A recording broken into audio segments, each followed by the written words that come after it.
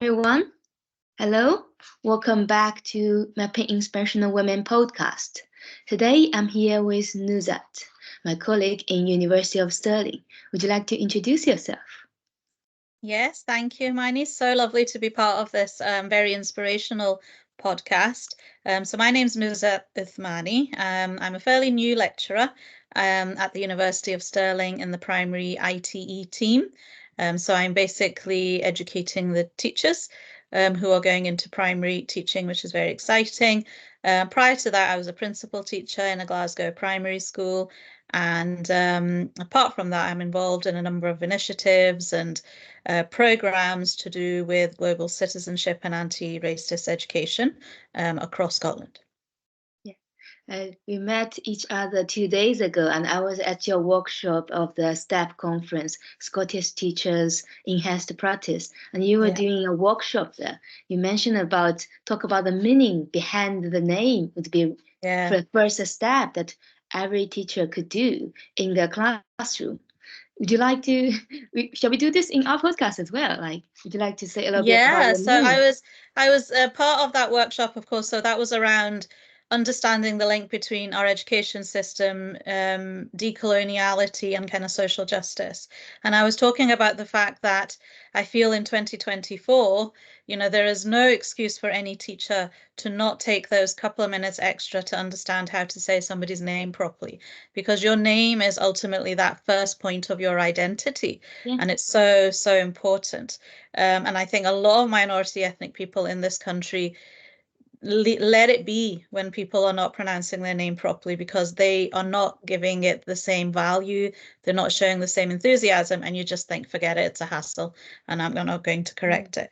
But I'm hoping that we can try and empower our young people to move away from that and make sure that their name is being pronounced properly. So my name, for example, my name comes from Arabic.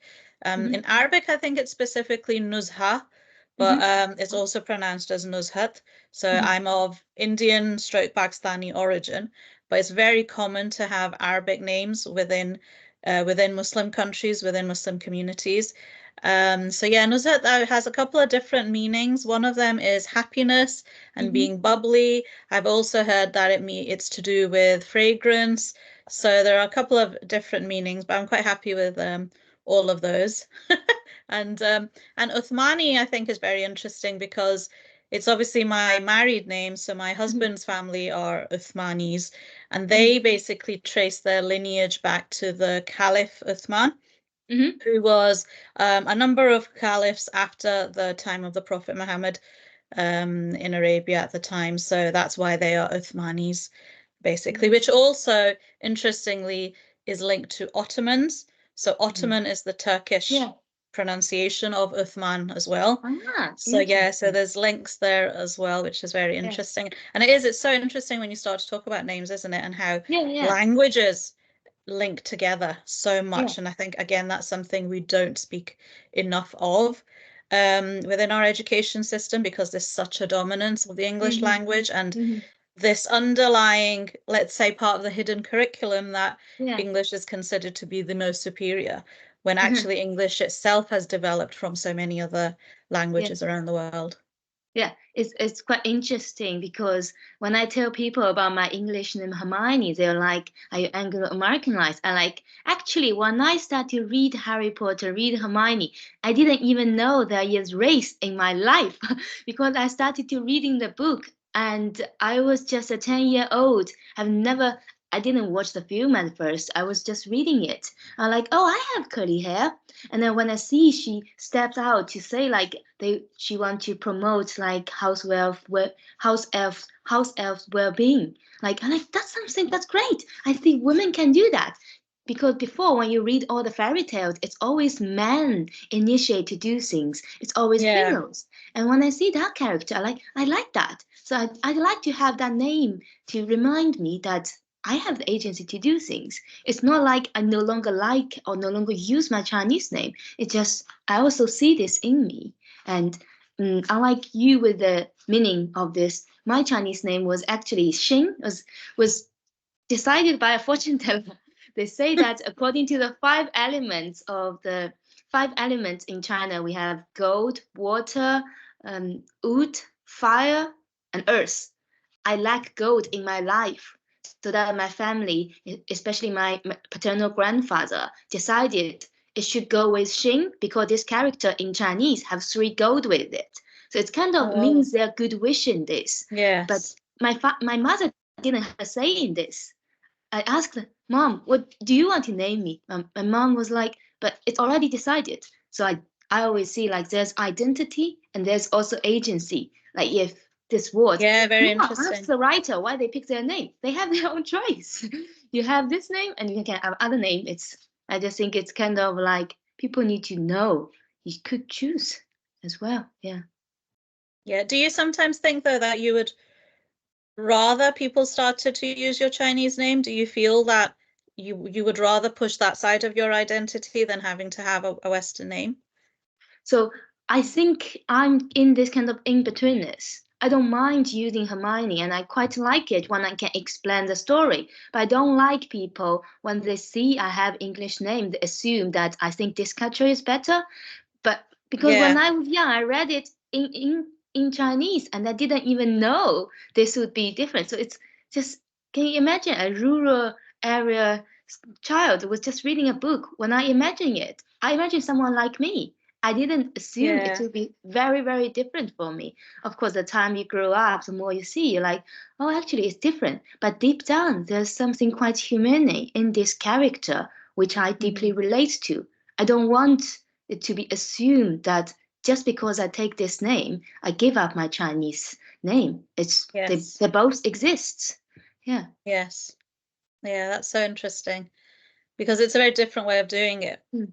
from where you're from compared to where Yeah. my family are Yeah. from, but yeah, that's very interesting. But at Yeah. the end of the day, it's all about teachers and educators, at least within the education Yeah. system, who need to value what that Yeah. child and that young Yeah. person wants, I you know. I think it is like what you've been talking about. One thing I quite like with Sterling is that my supervisors and my colleagues here will ask, which one do you prefer? When I say Hermione, they'll go with Hermione. They won't say like, oh, but on this registration, you're Shin, so you can only be Yeah, Shin. yeah, Like it could be Hermione, it could be Shin, it could be both. So I like this kind of like freedom for me to choose who I am. And I think I'm both. Yeah. yeah, So that's how I absolutely. see it. Yeah. And now let's move to the starter question of the Mapping Inspirational Women podcast. So the first question, there are three questions I'll read to you, and then you decide which starter you like the most. So the first question is, where is your favorite place, or where are your favorite places? The second question is, what fruit or vegetable would you use to describe your career or yourself? The third question is, if you can have lunch with anyone, who would you choose? But you can only choose up to three lunch pals. Okay. Okay. So in terms of my favorite place, I Mm-hmm. can't I can't think of one that is a specific, place itself, but places I do like to be Mm-hmm. are sunny and warm Mm-hmm. with a lot of really beautiful nature. So Yeah. even though I live obviously in a big city, and I think that's the case for probably for a lot of people who live in big cities who are used to living in kind of busy environments, that it's nice to go away somewhere which is Mm-hmm. quieter. Yeah. And I have to say, I was working in a very busy inner city Mm-hmm. location in Glasgow where my school was. And then, that's been one of the biggest differences is moving my place of work to somewhere like the Stirling campus, which is so beautiful in terms of nature. And even throughout winter, when the weather is miserable, it's still very beautiful because it's kind of under the hills and around the loch and things like that. And I do think it just makes such a difference. I think nature in that sense gives your brain time to rest Mm-hmm. as such. And I I think so I so. like places like that can be calm. Um, but I feel also as I'm getting older, and I don't know if it's an age thing, but I do love just being at home. Not going anywhere else. I think And I everyone actually also loves. love being at Yeah. home by myself with nobody Mm-hmm. else around. I love that quiet because it's hardly ever. And my children are teenagers now, but it feels when they're young, and I'm sure the parents will identify, but when children especially are under 10 and they need so much of your time continuously, it feels at that point, that moment will never come when they can just go and do things by themselves, you know, and now that time has come for me to some extent. So I love having that time to myself. And again, I think it's just about being able to have any place is good if it gives you that chance to recharge, and to kind of let your mind rest. So I think, so nature and sunshine is always great. Yeah. I can imagine when you describe of this, because I would say when we say the place, it always reminds you of some relaxed feeling you have, right? Where you feel you could be yourself. Either it's in the nature, building a connection with the nature, enjoying the sunshine, or it's at home that you feel, yes, I can be myself. And it's just me. It's really very, very important as way, if you use the term, it's like the subjectification that you notice it's me. Yeah. Yes, exactly. Yeah. What was your second question? Second vegetable. I was thinking about this. See, everyone would like to say something that's a pretty and tasty fruit or vegetable, but I'm trying to think which one would I use to describe myself. And actually, the best one I've come up with is an onion, which is maybe not great, but I'd like to think that onions are really good because actually they make a great foundation for all types of food. So I think they're very useful in that sense. And I think they are quite versatile because you can eat them raw, obviously, and cooked as well.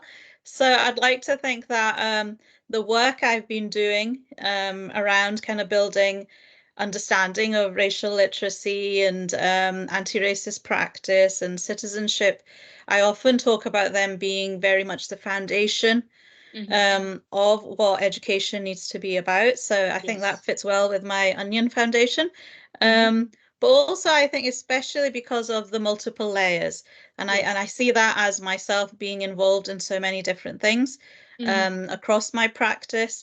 So as a teacher, first and foremost, with young people, then working with colleagues to develop professional learning opportunities, working now obviously within the university, so now working with student teachers, so there's that kind of layer, and the kind of horizontal, I suppose, collaboration with colleagues within the uni and starting to develop research interests.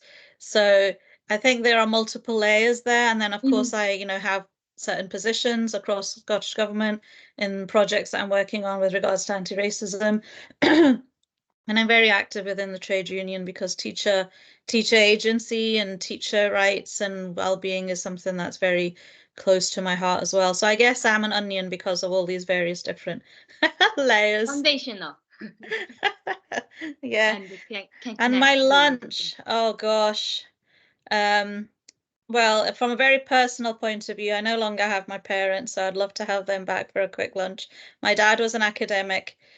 He was a geologist and he used to lecture in geochemistry, and he wasn't around to see me become a teacher, so he's been gone a while. And I think he would have been so delighted and so excited. So I would have loved that. But however, otherwise I was thinking there's a person, I don't think I mentioned him on my workshop on Saturday, but there's a person from history who is one of my favorite people to highlight when I am doing kind of professional development, talking about anti-racist practice and looking more wider in terms of perspectives across the curriculum. And that is a man called Al-Khwarizmi. I talk about him all the time. So he was one of the scholars of what we call the Islamic Golden Age, mid 1800s, from the House of Wisdom, the kind of Persian scholars who gave us so much of our foundation in science and engineering and maths. And he is very much the father of computer science because the word algorithm is a Latinized version of his name. So he is very much, he is someone I think we need to be talking about. Talking about the history of maths it is a small part in the curriculum, but it's there. But I think we need to think beyond the European scholars that we tend to talk about now. He also is responsible for bringing us our number system, so combining the kind of Hindu system at the time with the Arabic number system. So that's why we call it the Hindu-Arabic system.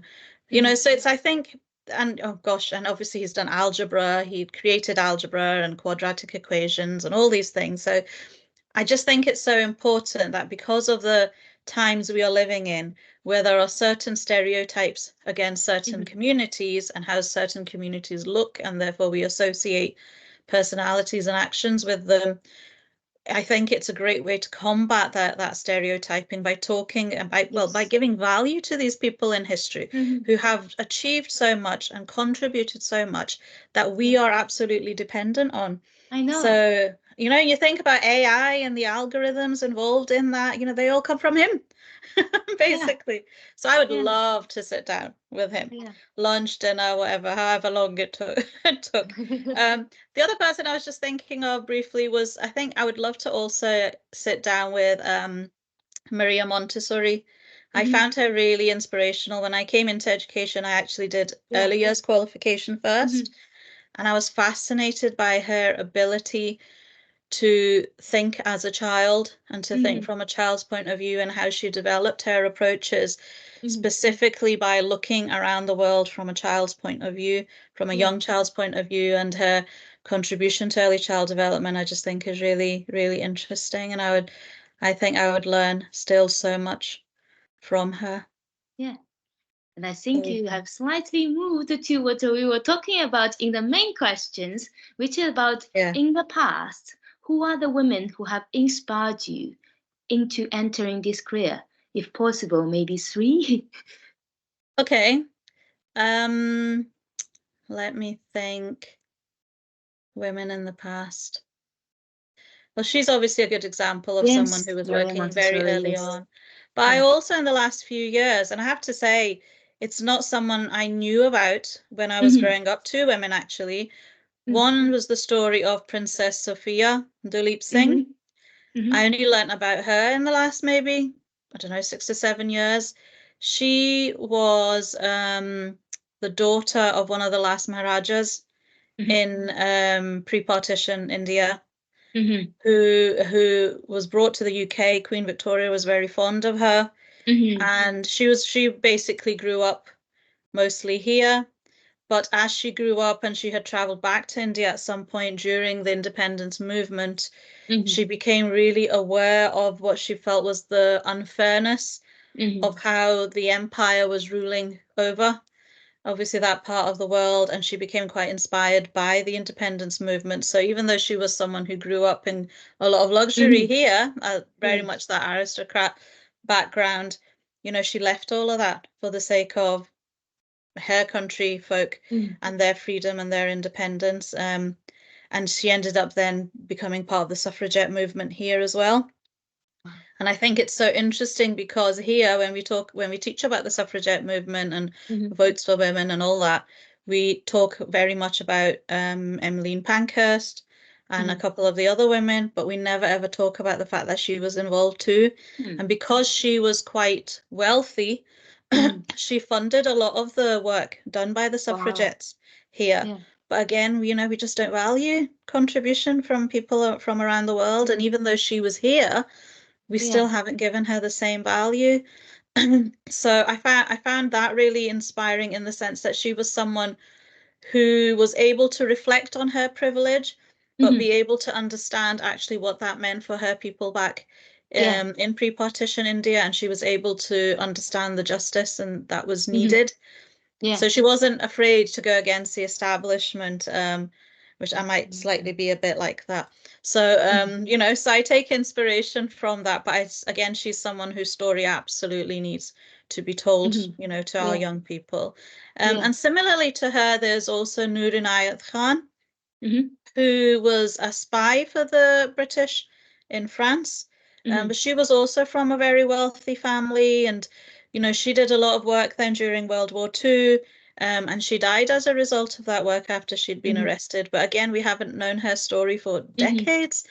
And I think she doesn't have a statue or anything like that, but her photo is on the bottom of somebody else's statue, something like that, you know. So I think growing up for myself, if I had known about these 2 girls who you know, shared a similar background to me in terms of being Indian origin, you know, that would have been really inspirational. If you imagine if you're like 7, 8 years old and you're reading stories about these 2 girls who are like you, who are from the same kind of background potentially, and they're and they're fighting for justice and, fairness. And, it would have made a big difference, I think, to how young people feel. And obviously we talk a lot about being able to see people that look like you, and that representation in that sense does matter. But I think they're two very interesting people whose stories we should really know more about. Yeah. I've seen there are starting to have this kind of like a children's book about rebellion girls and all of this, but I think it hadn't been. I didn't think I came across them at neither. But it's good now I know about it, and I think in the podcast later we can put a link in there so that people listening to There podcasts are. will also I'm have sure them. there's good documentaries that have been done on both of them. Yeah. And I think it might be Anita Anand from the BBC. She's currently part of the Empire podcast. If people haven't heard of it, it's a brilliant series to listen to. So I think it's her who did a lot of work on them. And so, yeah, I think we'll be able to find links that we can share about them. Yeah. That's how you know about them, through the Empire podcast, or No. The Empire podcast is quite new, but I don't know how I came about them now. It could have been that I came across a documentary, or I've been doing I'm separately developing work around the partition of British India. I'm in the process of developing a teaching resource. So it could be potentially that I came across them at that point. There's also a movie, though, that is about Noor and Inayat Khan. There was a movie from a couple of years ago, which is quite good as well. So yeah, we can find all those links then we'll put the links in there so that when people watch or listen to this podcast, they will see all the links if they're interested in this. I think it's important because when I'm talking about decolonizing the curriculum and the kind of anti-racist practice, we're not saying you need to burn the books that you have and you need to scrap all the topics. But it's about trying to widen your perspective and look further and think which stories have been missing. Right. So when you look further, so World War II is a great example because obviously we talk a lot about the contribution of Commonwealth soldiers, and the British Indian Army especially provided the largest volunteer force in history, but we've never taught about them. So teach about World War II, but also teach about the contribution of others around the world, because that's how we develop understanding and tolerance and respect. So it's really important that we do that.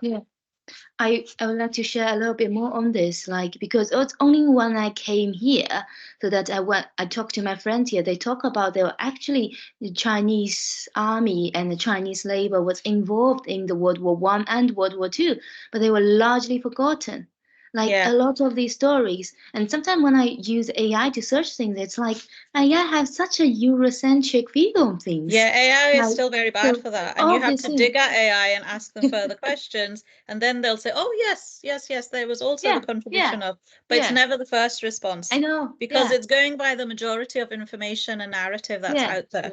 Exactly. So that's why I think it's important. Also, this podcast and other initiative we've been doing is about also tell other stories, retell the stories instead of just pass it on as it has been established.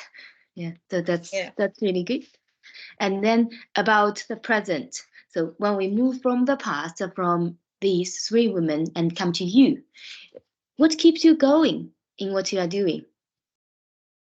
Gosh, I think what keeps me going ultimately is the fact that where we are is not good enough still.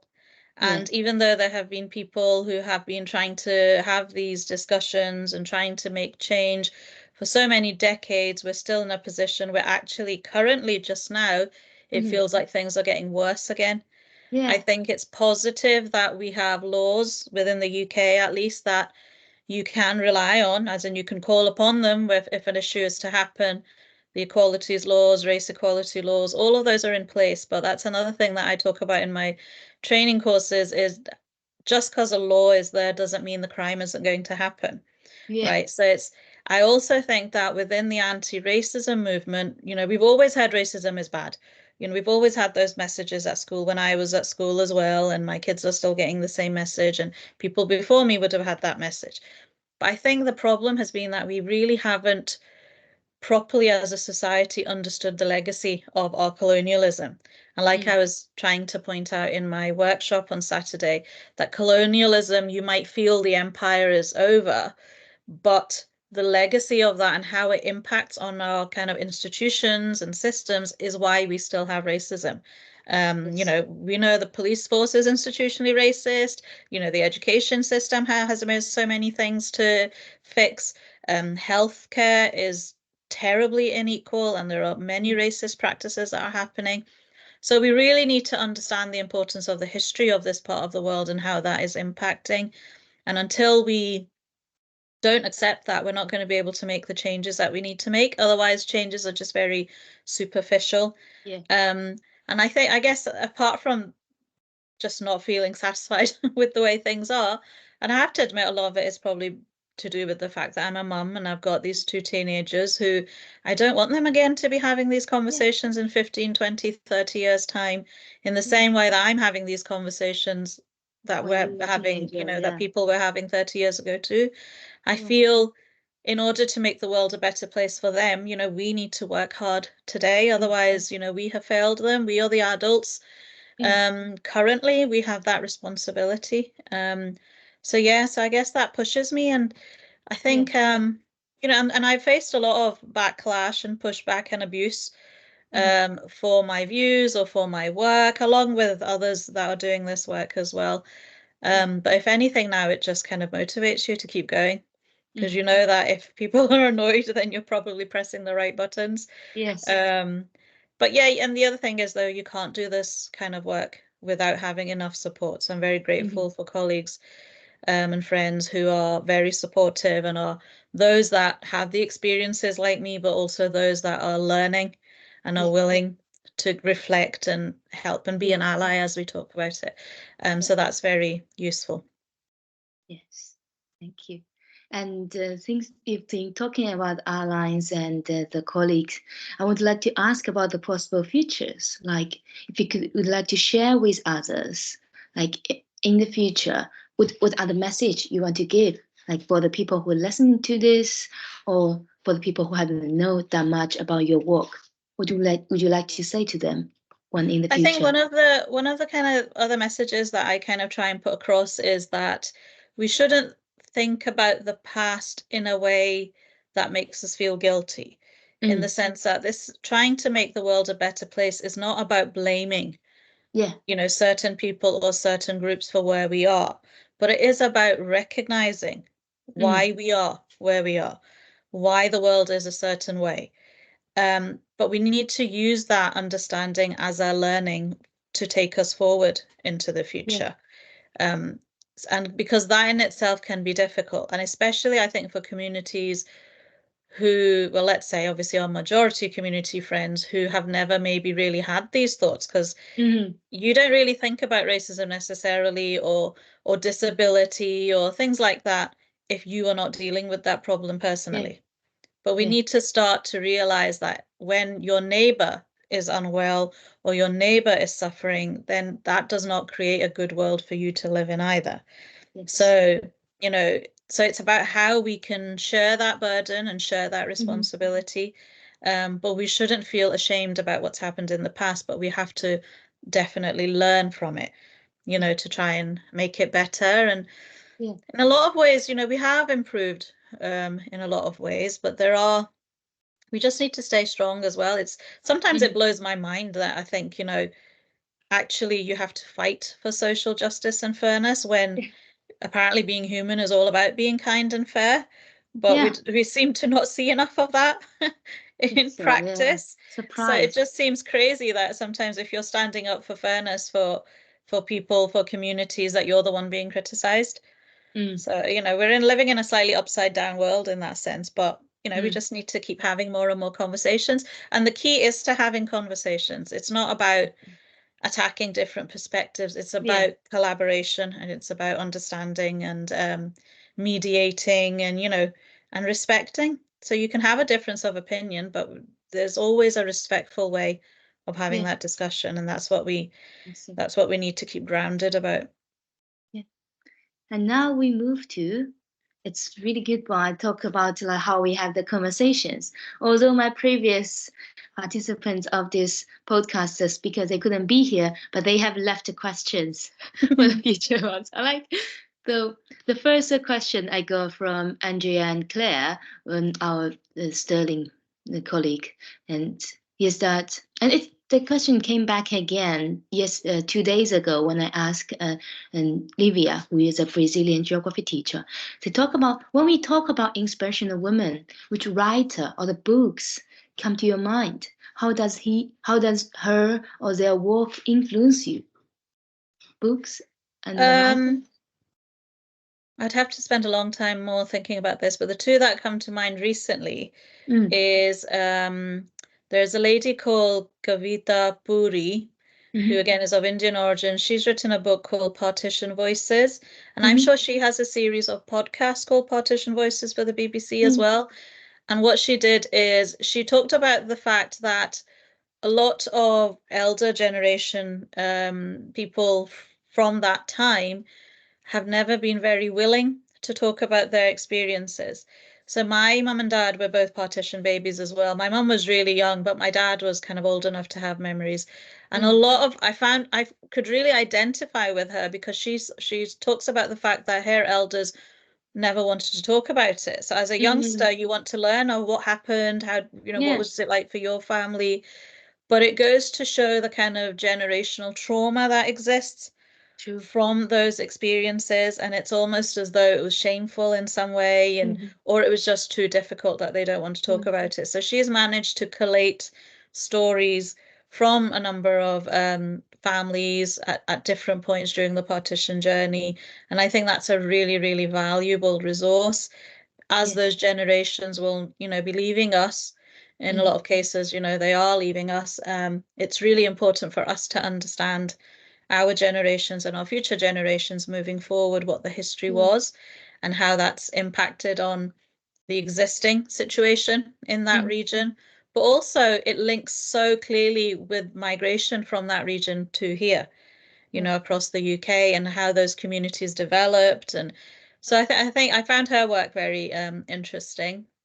And then the other lady I'm thinking of, I think her name is, I'm going to have to double check. Her name, I think, is Priya Agarwal. You might need to pause it so I can double check. Hold on. We could keep it going. If you're just checking it, it's not. We think about this. If you check with it, and even with this later on, it could be possible to put it in the link so that people would know about it. Yeah, hold on. Let me just. Okay, I got it. Yeah, so the other lady that I've been quite interested in her work is Dr. Pragya Agarwal. She's written a book about Wish We Knew What to Say, talking to children about racism. Because again, this idea that children are too young, for example, in primary school to have these kind of discussions and they shouldn't know about race and racism. But then the argument is, of course, that if the children experiences it, if the children see it, they witness these things that their family are involved in sometimes, then they're old enough to learn about it, and they also need a space to discuss how they feel, and in whatever little way they can if they're 5, 6, 7 years old. So her book I thought was really interesting because it makes that point really clearly. But I think for teachers, and especially for teachers and educators, who don't have lived experiences and they're worried about having these kind of conversations, because often it's about, oh, what if I say the wrong thing, or what if I offend someone? So I think her book is really useful to help you start to think about how to have those conversations. So I think both of those ladies are doing really good work in that area that anyone can pick up their books and start to build on that within the classroom. Good. And the second question by Gillian Fleming, who is an entrepreneur in residence at University of Stirling, is like, there are so many successful stories of men as entrepreneurs. What about women entrepreneurs? If you know any, could you tell their stories as well? I'm trying to think of kind of more inspirational. I mean, it's really interesting because we know across the UK, I'm sure there are statistics that show a lot of small businesses that are set up based from home are quite often by women. I'm trying to think specifically of anyone in particular that I know of, but I think you know, the fact that women do so many kind of small businesses and set these things up while also having so many other responsibilities is inspirational in Yeah. itself. Yeah. I can't think of anyone specifically Yeah. just now. I'll need to come back to you.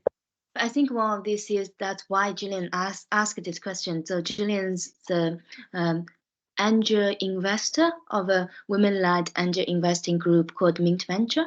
So my podcast with her will come out soon. That's why she challenged like why we keep telling about all the famous men as entrepreneurs, but women are doing quite a lot as well. Why we just couldn't just find someone in this? It's terrible, isn't it, though? But straight away, people don't come to mind, though. Yeah, So it just shows as well that the work that women are doing, you know, isn't being valued in the same way. But I'd have to say that I had my own business from home. Yeah. I had a catering business for 4 years, and it was just before I decided to come back into education. And I operated that for 4 years, and I learned a lot about, because my original degree was back in marketing and PR. And then I spent a number of years working in kind of retail finance and banking. So in between that time, I was starting to give up banking because my children were very young as well. So I set up this catering business. So I used to cater to a number of students at Glasgow Uni, kind of foreign students that had come over, and for parties and events and things like that. And I learned a lot from that in terms of that aspect of running a business and the PR and the budgeting and all these things. But of course, I was doing it while I was a mum of 2 very young children and running the home. And I think women are very good at that, in that sense of trying to balance those responsibilities. But it's almost as though we're still in a place where, unless a woman is giving all that up and is at the top of her career ladder, we're not talking about her enough. And so all the women that you're speaking to, you know, are hugely inspirational in that sense. And even if they're not necessarily entrepreneurs, they are leading very much in the work that they're doing. So thank you for highlighting that. I think it's all about like we also tell the stories, and if we could think of the name, think of the name. If not, it is fine. It just means we can work on this a bit more. And then there is another question about from a geographer, Sabrina Lee, who is a health geographer in University of Nottingham. She asks, what is the thing that you are most excited about in the future? Wow. I'm really excited personally on the journey I'm on just now. I'm really loving making the transition from school into ITE. It's so exciting working with student teachers at this stage of their career and having really kind of critical conversations. So that, you know, so I'm really interested to see how that develops. I'm starting my own research around the idea of teacher confidence in having these. Yes. Yeah, so I've started that. So I'm a bit away yet from the stage where I'll officially start the research element, but the idea is that I want to look at something that's very practical, that is very linked to classroom practice. So I want to really look at teacher confidence within these areas of decolonizing and anti-racist practice, because I think that's obviously, I think, the biggest hurdle is how well prepared the teacher feels to obviously teach these issues. So that's the kind of area I'm going for. So I'm very excited about how that will develop. And it's just also very exciting to be able to meet people across different sectors within education. And I feel I really have that opportunity just now to continue to develop that side of my work as well. And I look very much to a time where we don't necessarily have to have these challenging conversations as much, and that we see, you know, real positive change, that, you know, so because that's what we're working for. So I am excited to see a time when that potentially might just happen. I think it's on the journey to make this happen, to make the changes. And the final question by a previous interviewee, Lina Samha. So she's actually an Arabic children's book writer and a publisher who is studying University of Stirling. So she said, if English is not only the only language you speak, is it in the other language you speak, is there other some idiom? So it's like some wisdom in that language that you always keep in your mind and you would like to share? If possible, could you say that in that language and then explain what it means if it's not in English? Okay, so I speak Urdu as my other language. Urdu is spoken mostly across northern India, and it was basically the language that was brought across from people who moved from India to Pakistan at the time of partition, and it's mostly spoken really within the kind of city of Karachi. However, it's become the main kind of official language. So even though actually the majority of Pakistan don't officially speak Urdu, but it is the kind of main official language. And it's a wonderful language. So I've got a phrase here for you, which sounds like Uchi Dukan Pika Pakwan, right? And basically what that the literal translation to that, Uchi Dukan means a tall building, right? Or a tall shop. And Pika Pakwan means but the food isn't great. Right? So the idea is that something might look really great on the surface, but actually it's about the quality of what's going on inside. So I think that's a really good idiom to almost describe the kind of effort and the work we're trying to do within education on a number of different levels. Just now there are major challenges that we're trying to deal with within Scottish education, and the idea that, you know, for example, our curriculum was designed to be something really transformative and flexible and progressive, but actually when you look inside the detail, there are so many other supports that were necessary to make that the success that it should be. So it's kind of similar, I think, to that. So I hope that's of interest. I see it's like it's not just about how beautiful, how fancy it looks, but it's about how good it is within inside it.